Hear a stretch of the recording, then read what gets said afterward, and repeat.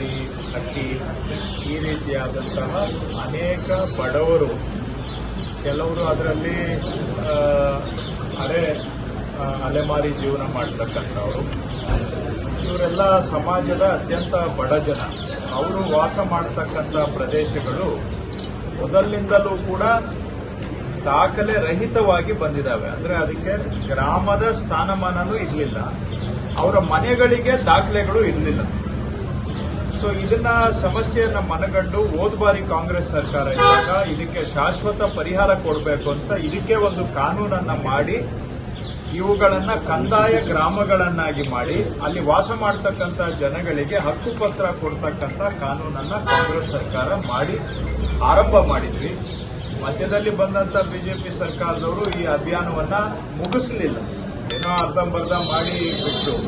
ಆದರೆ ಈಗ ಅದನ್ನ ಸಂಪೂರ್ಣ ಮುಗಿಸಬೇಕು ಅಂತ ನಾವು ಕಾರ್ಯೋನ್ಮುಖರಾಗಿ ಕಳೆದ 2 ವರ್ಷದಿಂದ ಇದನ್ನ ರಾಜ್ಯಾದ್ಯಂತ ಬೆನ್ನು ಹತ್ತಿ ಸರ್ಕಾರ ಈ ಗ್ರಾಮಗಳಿಗೆ ಕಂದಾಯ ಗ್ರಾಮಗಳನ್ನಾಗಿ ಅವುಗಳನ್ನ ಅಪ್ಗ್ರೇಡ್ ಮೇಲ್ದರ್ಜೆಗೆ ಏರಿಸತಕ್ಕಂಥದ್ದು ಮತ್ತು ಅಲ್ಲಿ ವಾಸ ಮಾಡತಕ್ಕಂಥ ಜನಗಳಿಗೆ ಅವರ ಮನೆಗೆ ಹಕ್ಕುಪತ್ರವನ್ನ ಕೊಟ್ಟು ಅವರು ಯಾವ ಒಂದು ಅನಿಶ್ಚಿತತೆಯಲ್ಲಿ ಬದುಕ್ತಾ ಇದ್ದಾರೆ ಅವರಿಗೆ ನಿವಾರಣೆಯನ್ನ ಮಾಡಿ ಜೀವನದಲ್ಲಿ ಅವರಿಗೆ ನೆಮ್ಮದಿಯಿಂದ ಬದುಕತಕ್ಕಂಥ ಒಂದು ನೆಮ್ಮದಿಯ ಗ್ಯಾರಂಟಿ ಕೊಡುವಂತ ಪ್ರಯತ್ನವನ್ನ ನಾವು ಮಾಡ್ತಾ ಬಂದಿದ್ದೇವೆ.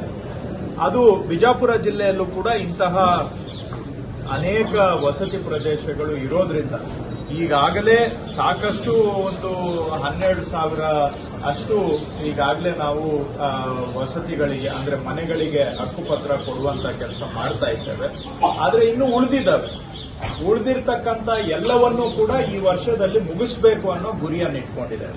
ರಾಜ್ಯಾದ್ಯಂತ ಇದನ್ನ ಮುಗಿಸಬೇಕು, ಬಿಜಾಪುರ ಜಿಲ್ಲೆಯಲ್ಲೂ ಕೂಡ ಇದನ್ನ ಈ ವರ್ಷದಲ್ಲಿ ಸಂಪೂರ್ಣ ಅಭಿಯಾನವನ್ನ ಸಂಪೂರ್ಣಗೊಳಿಸಬೇಕು ಅನ್ನುವಂಥದ್ದು. ಎರಡನೇದು, ನಾವು ಈ ಕಂದಾಯ ಕಚೇರಿಗಳಲ್ಲಿ ಈ ಹಳೆ ದಾಖಲೆಗಳಿರ್ತವೆ, ಅವು ಸುಮಾರು 16 ವರ್ಷ 100 ವರ್ಷ ಹಳೆದೆಲ್ಲ ಇದ್ದಾವೆ, ಶಿಥಿಲವಾಗ್ತಾ ಇದ್ದಾವೆ, ಪುಡಿ ಆಗ್ತಾ ಇದ್ದಾವೆ. ಇನ್ ಕೆಲವು ಕಡೆ ಅದನ್ನ ಎತ್ತಿಟ್ಬಿಡ್ತಾರೆ ಎಲ್ಲೋ ಒಂದು ಕಡೆ, ಬೇಕಾದಾಗ ಜನರ ಕೈಗೆ ಸಿಗೋದಿಲ್ಲ. ಇನ್ ಕೆಲವು ಕಡೆ ಕಳೆದು ಹೋಗಿದ್ದಾವೆ, ಇನ್ನು ಕೆಲವು ಕಡೆ ಅವುಗಳನ್ನ ಫೋರ್ಜರಿ ಮಾಡುವುದು, ತಿದ್ದುವುದು, ಇಲ್ಲದೆ ಇರೋದನ್ನ ಸೇರಿಸುವುದು, ನಕಲು ಮಾಡುವಂತಹದ್ದು ಎಲ್ಲ ನಡೆದಿದೆ. ಹಾಗೂ ಕೆಲವೊಂದು ಬಾರಿ ಜನಗಳ ಕೈಗೆ ಈ ದಾಖಲೆಗಳು ಸಿಗ್ತಾನೂ ಇಲ್ಲ. ಇದಕ್ಕೆಲ್ಲ ಒಂದು ಜನಪರ ಪರಿಹಾರ ಕೊಡಬೇಕು ಅಂತ ಹೇಳಿ ನಮ್ಮ ಇಲಾಖೆಯಲ್ಲಿ ಇರತಕ್ಕಂಥ ಎಲ್ಲ ಮೂಲ ದಾಖಲೆಗಳು ಅವುಗಳನ್ನ ಗಣಕೀಕರಣ ಮಾಡ್ತಾ ಇದ್ದೇವೆ, ಸ್ಕ್ಯಾನಿಂಗ್ ಮಾಡ್ತಾ ಇದ್ದೇವೆ. ಆ ಕಾರ್ಯಕ್ರಮವನ್ನು ರಾಜ್ಯಾದ್ಯಂತ ಆರಂಭ ಮಾಡಿ ಈಗಾಗಲೇ ಸುಮಾರು 20 ಕೋಟಿ ಪುಟಗಳನ್ನ ನಾವು ಇಲ್ಲಿವರೆಗೂ ಗಣಕೀಕರಣ ಮಾಡಿದ್ದೇವೆ. ಇನ್ನೂ ಒಂದು 70 ಕೋಟಿ ಆಗಬೇಕು ಅಂತ ನಾವು ಅಂದಾಜು ಇಟ್ಕೊಂಡಿದ್ದೇವೆ. ಅದನ್ನು ಕೂಡ ಈ ವರ್ಷದಲ್ಲಿ ಮುಗಿಸುವಂತಹ ಗುರಿಯನ್ನ ಹೊಂದಿದ್ದೇವೆ.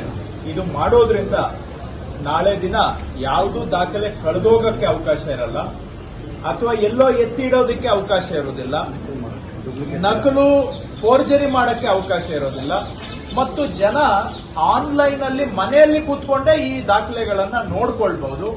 ನೋಡ್ಕೊಳ್ಳೋದಷ್ಟೇ ಅಲ್ಲ, ಅವರಿಗೆ ಅಧಿಕೃತ ಪ್ರತಿ ಸರ್ಟಿಫೈಡ್ ಕಾಪಿ ಬೇಕಾದ್ರೆ ಆನ್ಲೈನ್ ಅಲ್ಲೇ ಅಪ್ಲೈ ಮಾಡಬಹುದು. ಸೊ ಇಡೀ ನಮ್ಮ ಎಂಟೈರ್ ರೆಕಾರ್ಡ್ ರೂಮು ಅವರ ಫಿಂಗರ್ ಟಿಪ್ಸ್ ಅಲ್ಲಿ ಸಮರ್ಪಣೆ ಮಾಡುವಂತಹದ್ದು ಮಾಡ್ತಾ ಇದ್ದೇವೆ.